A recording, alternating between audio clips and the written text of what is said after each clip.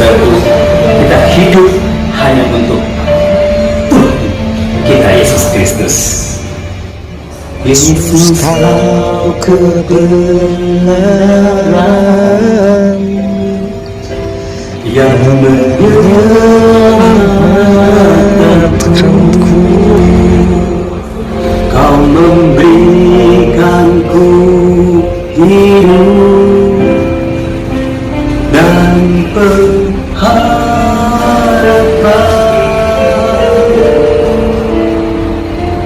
Ku ikut kehendak-Mu, ku perlu anugerah-Mu, ku nyatakan janji-Mu kepadamu.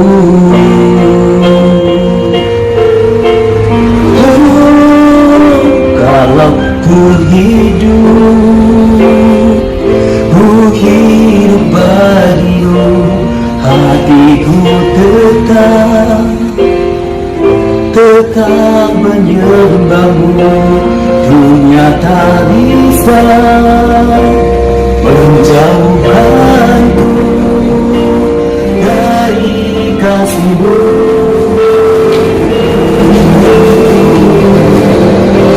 Selama ku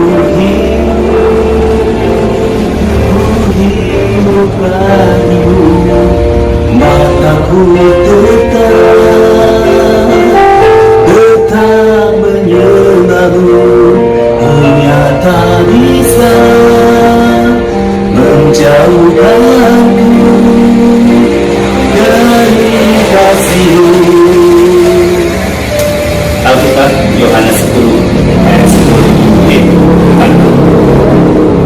Pencuri datang untuk mencuri, membunuh, dan membinasakan. Tetapi aku datang supaya mereka yang hidup dalam kelimpahan.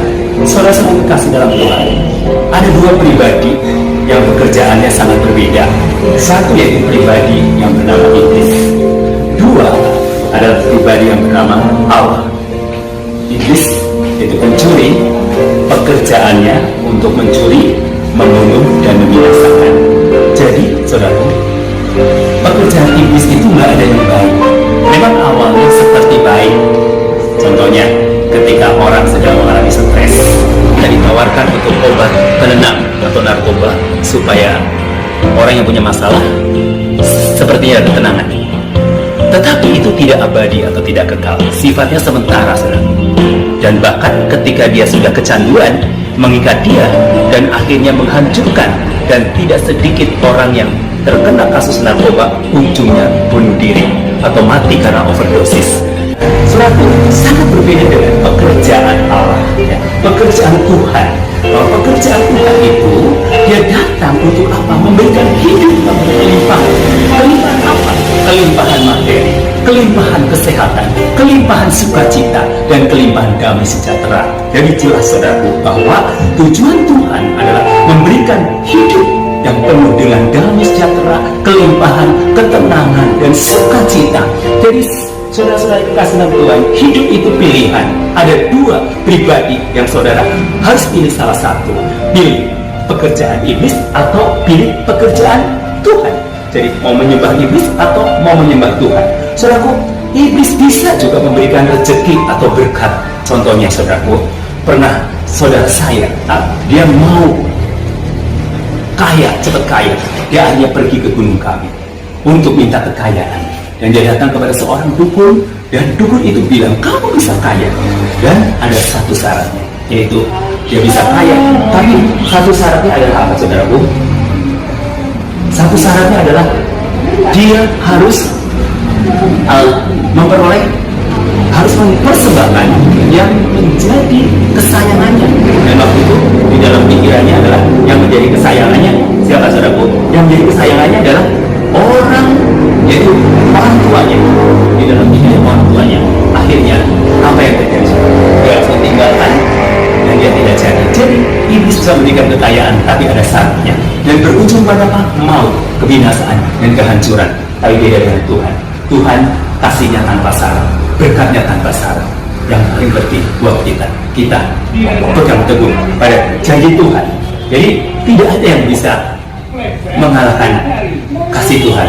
Jadi Tuhan itu bisa mengalahkan segala-galanya. Jadi saudara yang bersama dengan Yesus Kristus.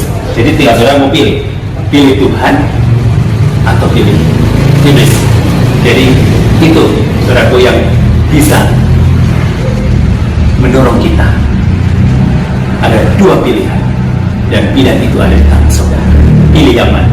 Mau binasa atau kehidupan yang kelimpahan. Haleluya. Tuhan Yesus memberkati. Bapa di dalam surga, kami berdoa buat anak-anakmu dimanapun saja berada, agar mereka mengambil pilihan yang tepat, tidak salah memilih, dan mereka terus hidup di dalam takut akan Tuhan.